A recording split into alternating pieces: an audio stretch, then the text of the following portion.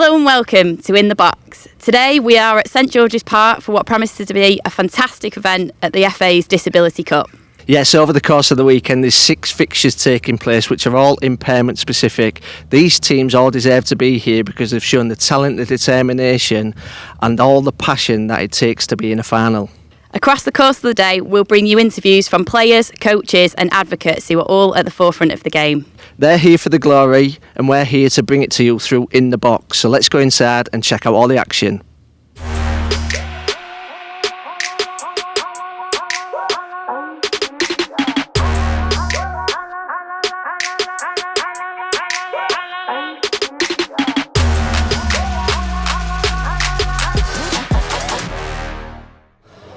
So now we've come indoor to the indoor 3G pitch and we're joined by both Wendy and Phil while the Amputee football is taking place in the background between Portsmouth and Everton. Wendy, Phil, welcome to the podcast. Thank you. Nice to be here. Just explain a little bit about your roles. Phil, I'll come to you first. Yeah, I'm the National Development Manager for the Disability Football Pathway. So I work across Grassroots Disability Football, trying to help and support the creation of more opportunities for disabled people to play football. Wendy? I'm a National Development Manager as well, but I'm in the programmes team, so I look more after the disability-specific offers that we can provide to clubs to ensure that they can engage disabled players in grassroots football. So we're keen to hear some more about today itself. Can you tell us a bit about the journey that Disability Cup's been on? Well, yeah, it started quite a few years ago now. I think we're in the 7th edition of the Disability Cup. It started what seems like many years ago as a single day event. We had 3 cup finals. We had a staff group of maybe 5 or 6 people who oversaw it. But we worked with 3 of our national impairment specific leagues and in essence hosted their cup finals on a single day here at St George's Park. And really what we see today is very much unrecognisable from what it started from. It's a huge event now over a full weekend that Wendy does an absolutely awesome job of pulling together. Yeah, Phil got this off the ground originally, the kind of founder of the FA Disability Cup, I always say, and I look after it like it's his little baby and I've tried to nurture it into what it is today. So just having the broadcast and everything that comes with it now has just lifted this event. Like, it's just highlighted the importance of it to the players. It's so respected across the disability football pathway now and people want to be here. It's 3-2 now, I think. People want to be here. The players want to compete in this now, and it's just grown. The prestige of it is there for everyone to see. The brand, we've rebranded it, and we just want to raise the profile of it and make sure that everyone knows about the event and can enjoy it like we do, but also that it inspires players out there that see, actually, there is an opportunity for me, and look at the pathway and look where I could be playing at St George's Park. It's genuinely the FA Cup final for each one of these formats of the game, and all of the teams in those leagues now really do aspire to get to St George's Park. It's now firmly established in the football calendar, and what we love the fact that the players want to win so much, but equally important for us is the profile that we're able to get from it to try and raise awareness that disability football is a thing and that there's lots of different formats available that players can play. I asked one of the players recently that was in the finals last year just what it was like, what was his experience like, and he said it was the best day of his life, and I was like, I can't ask for more than that. No, absolutely. And you mentioned profile, obviously coming to St George's Park, the home of the England teams, extremely special. You've just heard that goal going and what it means to them and the fans and everything watching. But if we take it quickly back to the grassroots of the game, and obviously we're looking for clubs, leagues, volunteers all to play their part, because England football is all about more people having more chances to play in their local community. What's the sort of message that we're trying to portray and put out there to the volunteer workforce, those leagues and clubs, to actually explore and start disability activity? So I think we're really keen for our England football accredited clubs to feel as though that they can play their part. What we're seeing over the weekend is part of what we call the impairment specific football pathways. So there's lots of different types. So there's blind football, power chair, amputee, cerebral palsy, lots of different types that are all a little bit adapted. That's actually the smaller of the two disability specific pathways in England. The majority of disability football that's played is called pan disability football, and that allows players with a whole variety of different impairments and conditions to play together. And we've got now a network of over 40 county-based pan disability leagues that lots of England football accredited clubs have teams that play in those leagues, so that there is a pathway that's available should a club wish to start some activity, and there's lots of resources that we're developing, which I'm sure we're going to come on to, in order to help clubs do just that. And Wendy, as well as today itself and alongside how busy you've been organising this, we also know you've launched a new exciting programme called Comets. Can you tell us a bit more about that? Yeah, so excited. I'll talk about it all day.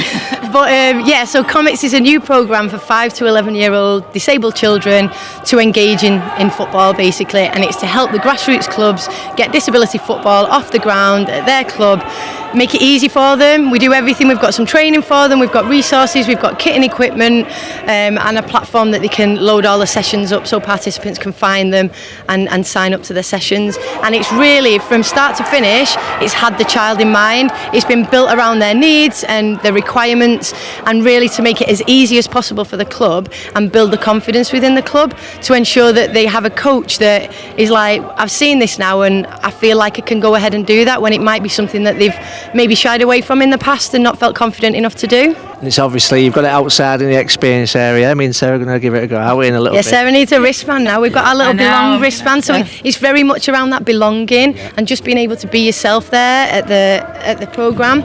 So yeah, Sarah, you need to go and get your Comets I'll wristband. come and see you afterwards once I've got it on, wearing it with pride. And Phil, you mentioned obviously a toolkit and another resource that's also coming to help out clubs. Yeah, there's more coming. We've been busy this last season building some more resources to help clubs. So we've got some resources that are really targeted off-field to help club leaders, committee members, the decision makers to really support them and build confidence that it's possible. So we've got a new toolkit around how to be more inclusive of disabled people at your club that is nearing completion, but we've also got some face-to-face training that will accompany that toolkit that clubs will be able to sign up to in the new season. And we're also supporting our County FA network to recruit a network of disability football ambassadors. So people from clubs who have already been through this journey and have already created and established some disability football provision. We're leaning on their knowledge and their expertise around some peer-to-peer support. So the majority of county FAs will have a minimum of one disability football ambassador in the new season to really try and help club leaders and committee members to hopefully begin thinking about kickstarting some disability provision. And then for the coaches on the field, we've got a brand new Coaching Disabled Footballers learning offer that we'll be launching very early in the new season. There'll be an online module, but really importantly for us, there'll be some face-to-face CPD training that coaches will be able to access through their county FA. And to support them even further, we've now in the process of recruiting a network of regional disability football coach mentors who can go and support coaches on their journey of coaching across the disability pathway and offer them some support along the way. So the new season is going to be really exciting because all of those resources will due to launch. Comets will hopefully launch fully once we get through the current pilot stage. So yeah, really exciting season ahead for the disability football pathway. Lots going on. And it's a huge testament to yourselves, obviously, in your roles, but also the teams and the collaboration, everyone around you to make this happen. Where can people go right now to sort of get a little bit of information whilst all this is getting developed in the background? I think the starting point is to make sure you're in contact with your county FA. Every county FA has a disability football lead, football development officer, who is aware of all of these sort of programs and initiatives that are being developed. And the other place would be the disability football section on englandfootball.com, where there's a whole host of information about our game plan that we're putting into action, but also all the different formats of disability football that you see today, and some that you don't as well. So those would be the best two places to go. And I'd just say about the county FAs, especially with the Comets now, so we're piloting it at the moment, but for next season they'll be able to kind of put an application in to be a provider moving forward. So if they are interested in getting involved in disability football, it's definitely the time to do it. So yeah, county FAs. And we'll make sure we put all them links in the description below for the episode. Because Charlotte's not here, I'm going to pin Charlotte's last quick fire question. If you had a magic wand and could do one thing for disability football, what would it be, Wendy? Oh, well done, go to Phil first. You're first. I'm a thinker. I think it's to carry on. I've got an answer. No, go on. I want to You go. No, I was just going to say, just make it easier. Make it easier for players, and like let people know that it's available, that there's opportunities, and that anyone can do it, regardless of impairment, regardless of disability, health condition, anything. It might look different, the game might look different, but anyone can do it. And for me, if we can wave a magic wand and let everybody know that, that'd be mine. Yeah. Similar. I'm going to steal a bit of it. I think it's raising awareness to the players themselves, because there's many disabled children and parents of disabled children who grow up thinking they'll never play football, I can't do it. Well, they can.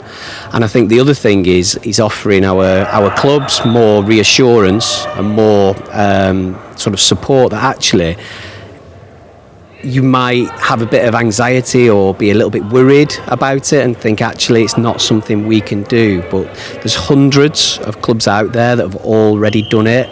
And when we speak to them, they quite often say, actually, don't tell anyone, but the disability session is the favourite thing we do as a club. Now, we're biased, but that's coming from club leaders themselves. So I think it's to raise awareness and also to carry on what we're hopefully going to do to support, encourage and build confidence across our clubs that actually you can do it. And just to add to that, because that's a great point, Phil, that some clubs are reluctant, they are, or they put it off, but when they do it, that's what you hear. You go, oh, it's the best thing we've done as a club, and I can't believe we waited so long. And with the Comets, somebody that's done a Comets pilot, he said, I think he's been in with the club for 27 years, right? And he said, this is the best thing that I've done at the club. And I'm just 27 years he's been at the club. So yeah. Obviously, this is the element of the team talk, so I don't mind going on. It's worth the conversation. You say about obviously raising awareness. We've got the community.thefa.com for leagues and clubs and also coaches. We'll do a better job of trying to get all the content on there. You spoke about peer-to-peer and how important that is. If we could get more clubs to come on to the In The Box podcast, extra time webinars to actually communicate to other clubs, I think that's something we should all look to do, because they'll be the ones that have tried it, tested it, got the answers, failed, gone again, and they can provide the encouragement and reduce the anxiety that some clubs do have, and we see it, don't we, through England Football accredited clubs, that we want more 2 and 3 star clubs to have the disability pathway, but it is just overcoming that. I think it's a conscious barrier more so than it is anything physical. And we can definitely give you some contacts of people that you could speak to about it that would give their experience. Yeah. We're really excited for next season. Yeah. We've been working in disability football together for quite a while, and there's never been a more exciting time with everything that's being developed and that's coming down the line. Superb. Wendy, Phil, Sarah, thank you. Thanks for having us. Thank you very much.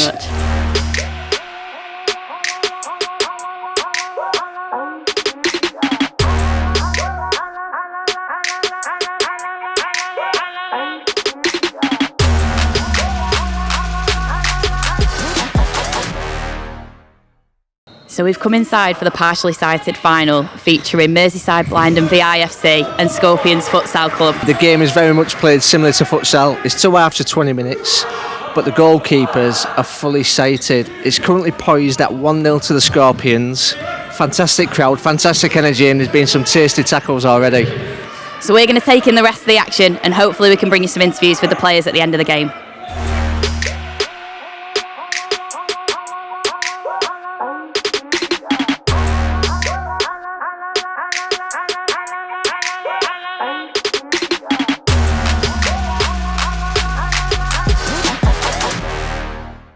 So we're joined now by Tom and Bailey from Scorpions Futsal Club. First of all, congratulations, huge congratulations on your win. Thank you. How are you feeling right now? Yeah, I think relieved is probably the first thing that pops to mind. We probably made it a little bit more difficult for ourselves than we needed to at the end. You know, Bailey will vouch for this, but we had a game plan. We were going to be really aggressive in the first half and try and get a couple of early goals, because we knew that if we could press them high up the pitch and win the ball back high in their half, we would probably get opportunities to score. And thankfully we went in 2-0 up at half time, and then the message at half time was very much to not let them get their tails up, give them an early goal. As I said, that came 5 minutes to go, probably made it a little bit more cagey than it needed to be, but we took a time out, settled our nerves and played the game for the last 5 minutes, and thankfully came out as champions. Yeah, no, brilliant. Like I say, we stuck to the game plan as much as we possibly could. There was tough times, but we got through those tough times as a team, and I think that was really important. The togetherness within the squad is absolutely fantastic. You know, all season we've been working towards this, and you know we've won this competition as well. So we've won the double this season. So it's been brilliant. Well, many congratulations. For those that are listening, just gives us a bit of a flavour of like where you've come from and obviously where it's got to today for yourselves as a player journey. Yeah, I think mine and Bailey's journeys are completely different, so I'll speak for myself, but I'm blind in my left eye. I've got a condition called nystagmus in my right eye. So I went through mainstream school and played mainstream football my whole life, and when I was about 13 or 14, my PE teacher came up to me and said, the Cheshire FA are looking for disabled footballers, and I was a little bit like, well, what are you talking to me for? I didn't really view myself as a disabled person at that point in my life, and very quickly transitioned into the England development pathway and into the England senior pathway. Made my senior debut at 16 at the Euros in 2012, and since then gone on to make 43 appearances for England, played in 2 World Cup finals. So you know, my journey has been a really fantastic, you know, really proud pathway. You know, not many players get the opportunity to play for their country, and you know, do not take it for granted at all. Work really hard to make sure that I stay in the team, and you know, as a international team, we're working really hard towards a World Cup in 6 weeks in Birmingham. First home tournament that I've ever played in, so a really unique opportunity to play in front of friends and family. As I said, we've played in 2 World Cup finals back to back, and we've got a real opportunity to go one better in front of a home crowd. So short term building up to that really. Obviously the domestic partially sighted league that comes with that, we couldn't do any of the international stuff if it wasn't for the hard work behind the scenes at the partially sighted league, stuff that goes unnoticed I think at many clubs up and down the country. The people that put in the effort, the friends and families that support you to make the big long journeys across the country to go and play, the players, the staff, volunteers, that's ultimately people are giving up their time to facilitate and support the domestic programme, but then feeds in nicely to the international stuff as well, and the participation levels are continuing to grow, which is challenging us at the top as elite internationals. The more players we can feed through into that pathway, the bigger that pool is, the more exciting it is, the more we can hopefully go on to win medal after medal. So it all starts from the bottom and sort of works its way up. So yeah, that's my journey. Yeah, I mean, like Lammy says, it's my pathway is a little bit different to his pathway. So I started playing grassroots football at 6 years old for a team called Spirit of Youth Junior Football Club in Blackpool. Then there was some people from Lancashire FA that came to one of my fixtures when I think it was 9 years old, 10 years old maybe, and asked me whether I wanted to play pan-disability football for Lancashire's under-14s. So I was training there for a while, playing with them as well in a couple of tournaments and matches. Then I got selected for the Northwest Regional Talent Centre. So I was playing within that for about 5 years, so that was junior pathway through from 12 years old. So I was playing in that for a while, and then, like I say, I've also been through the England pathway as well. So I was with the Emerging Talent Centre for a while, for a couple of years, and then went through to the development squad recently. So, and like what Tom said, he's played 43 appearances now for England, so that's something that I'm striving towards within my journey now, to reach the kind of levels, physically, mentally, ability-wise, technically, to those kind of levels, to try and force my way into that England senior squad. So that's something that I'm working towards at the minute. Whether I get there or not, it's a pathway, it's a journey, ups and downs. But like I say, I've been playing within the league now for 7 years, so it's a real positive to be able to get regular fixtures, with other people that have a visual impairment as well. In terms of my sight conditions, I've got a sight condition called aniridia, which affects things like light sensitivity and my distance vision, and then I've also got nystagmus, like Tom, as well, but I've got both of my conditions in both eyes, so that takes away most of my peripheral vision, so I've very much got central vision, so it's quite tunnelled, really, I'd say. So yeah, that's kind of my journey, really. No, it's so interesting hearing you speak about it and how it all started as well, from right back when you had your first experiences in the game. So you've been live today on BT Sport, Yep. as well as the crowd joining you here. There's many more watching on at home, and you guys are real role models for anybody starting out or still in the game now today. If you had a message to give to any young player that's not necessarily taken their first step into the game, what would you say? Do it. I think sport gives you so much, not just football, not just visually impaired football, but all the impairments that are playing across the weekend this weekend, whether you want to strive to go and compete internationally at the very top, or whether you just want to play and connect with people, speak to people who've got the same impairments as you, understand what their challenges are in day-to-day life. I know certainly for me at a young age, being around visually impaired people, it really helped, and people who are still leaning on today, and all walks of life, not necessarily football perspective, but work, relationships, all that stuff. It's really important to have that community and people who have experienced the same issues as you. So participation is the only way you're going to connect with people who have got the same impairment as you. And as I said at the beginning, sport gives you so much.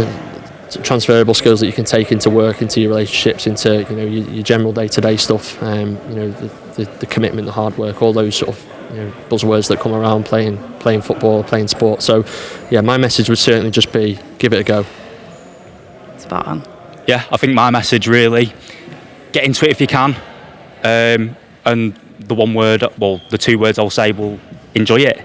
You're on a journey, whether you're playing at grassroots level and you just want to have a kick about, whether you're on the park, whatever it is, just enjoy it, and everything else will fall into place. If you want to play at the top level, obviously you've got to work hard for it, but if you want to play, go and do it and enjoy it. Billy, Tom, thanks ever so much. Cheers, guys. You deserve to go and celebrate that win. Thank you. Thank you very much. All right, cheers. Congratulations. Thank you. Thank you. Cheers, thank you.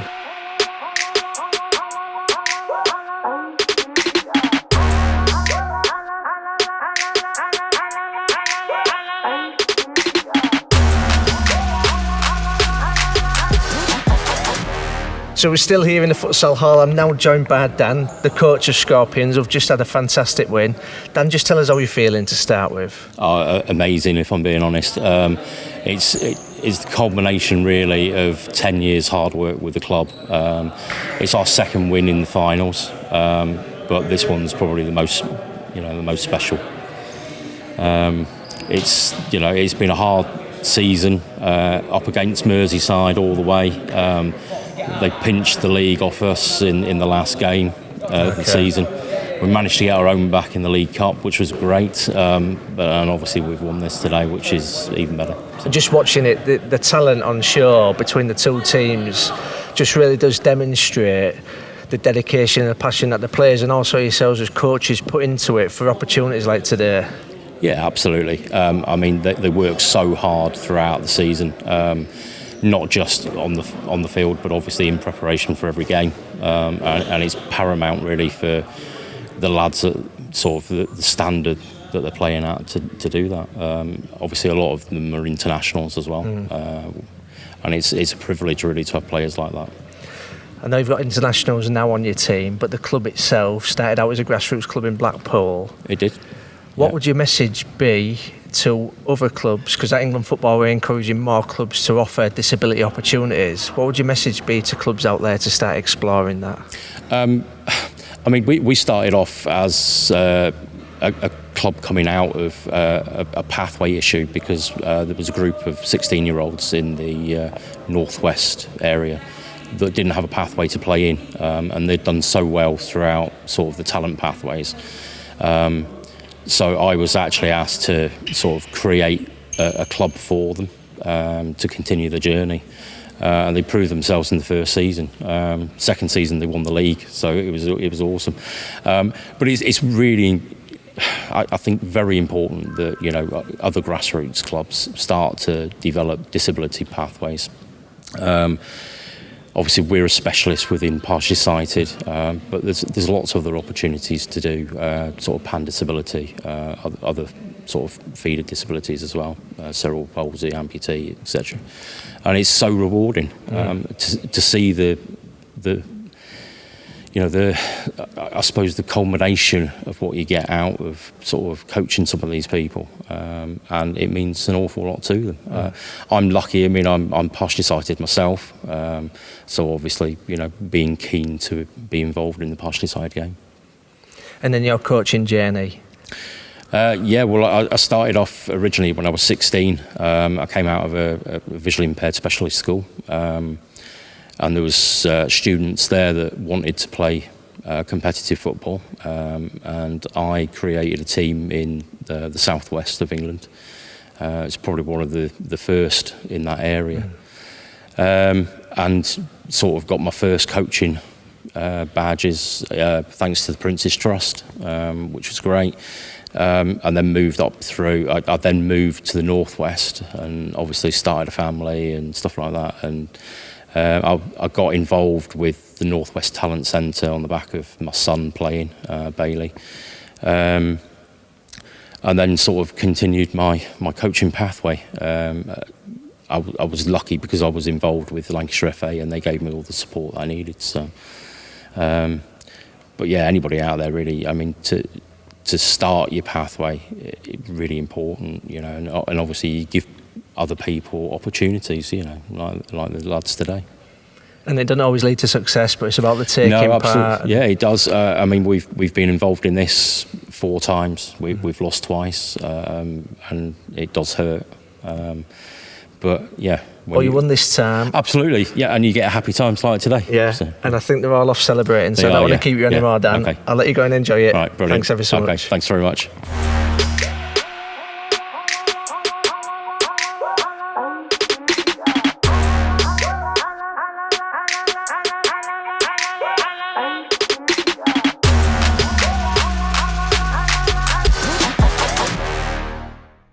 Okay, we're here now at the blind football final, and we're delighted to be joined by Dave Clarke, who is the leading England goal scorer across any of the teams. Dave, can you just give us a reminder of how many that is?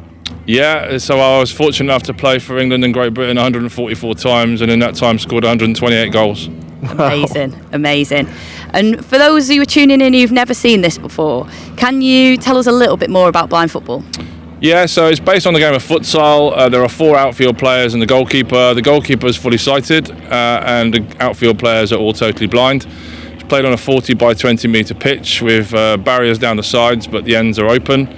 Goals are 3 metres by 3 metres, and the ball critically has a noise in it, a sort of rattle sound, so that the ball can be heard, so the players can pass it around and score. Dave, whilst we've been observing the first half of this final here, obviously communication and stuff's been key, and they have 2 individuals behind each goal. Can you tell us a bit about their role, what they do? Yeah, I think sometimes it's misunderstood. I think sometimes people think that the guy behind the goal is about knowing where the goal is, but actually it's much more about technical information. So you would have heard on the corners that the guy behind the goal for Brighton was saying there's 3 flat across the 6-yard box, and giving that kind of technical information. But communication is absolutely key, and I guess as players and coaches, what you're trying to do is get the maximum amount of information across within the minimum amount of words, because you need to be listening out for the ball.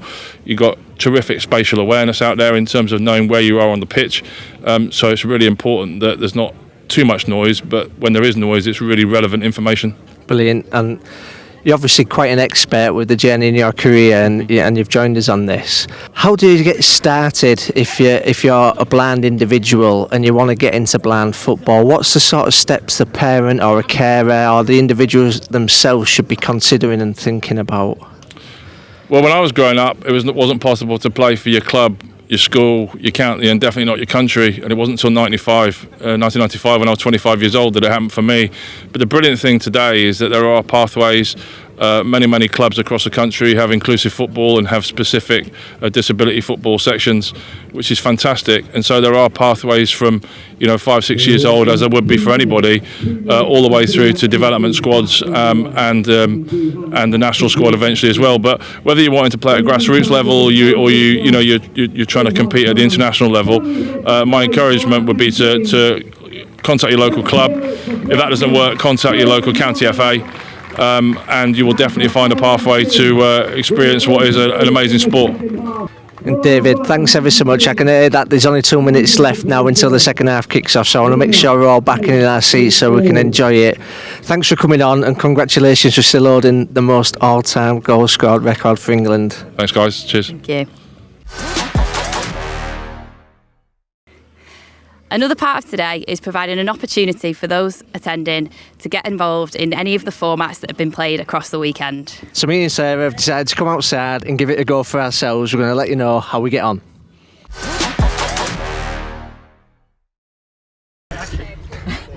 More than I thought it was after that. How did you find it? Yeah, obviously difficult. You don't realise what it's like trying to actually perform and do something when you've got your eyes covered. And obviously having the belly there, it does heighten your senses a little bit, I think. But then you get towards the goal and you think you know where the ball is and you're nowhere near it. Yeah, I think my issue was I didn't know where the goal was. So I think my body at one point was facing the complete opposite direction of where I needed to be. But until it was really helpful, I found when somebody started helping me and giving me some instructions and communicating me towards it, which was really good. Tell you what, just had a fantastic time trying out the Amputee football. Sarah's obviously still on there. Absolute expert in Harry, who's part of the England setup nationally, just giving us a few tips around how to move and stuff, but just gives you a true appreciation about the way they play that game in there. They move so fluid and manipulate the ball on that one leg, and just trying to do it yourself there, extremely difficult, but thoroughly enjoyable. The final fixture of day one of the FA Disability Cup here at St George's Park has just finished in the background behind us. It's been a truly remarkable episode. We've seen 3 fantastic fixtures. We've taken part in some of the activities and stuff ourselves to give us a real flavour and understanding of what the players actually go through and do out there, Sarah. If there was one top tip or message or inspiration that you took from today, what would it be? Ooh, for me, I think it's about working with what you've got. So although we've had the privilege of spending the day at St George's Park where we're surrounded by world-class facilities, actually through speaking to the players and getting involved in the experience area, through some small adaptations or little bits of equipment, actually a lot can be achieved to create new opportunities. And we know that a lot of our clubs start out with pan disability as a format. And like I said, through those little adaptations, we can get massive opportunities for people to enjoy the game. So how about yourself, Tom? I think it's that, obviously, 3 finals today, 3 tomorrow, impairment specific, but they're all just players at the end of the day. I just want to play the game that we truly all love.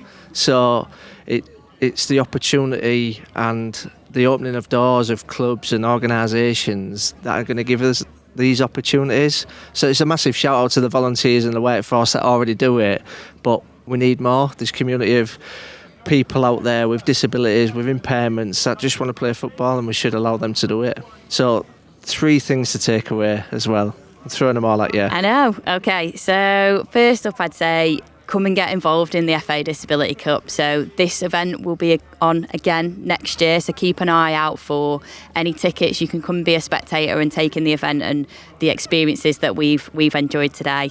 Secondly, Join the clubhouse if you're not in there already. You'll get loads of support and you can ask questions of people that are already doing this in the game. But also if you're starting out on that journey, it'll give you lots of inspiration and tips of how you can carry that forward.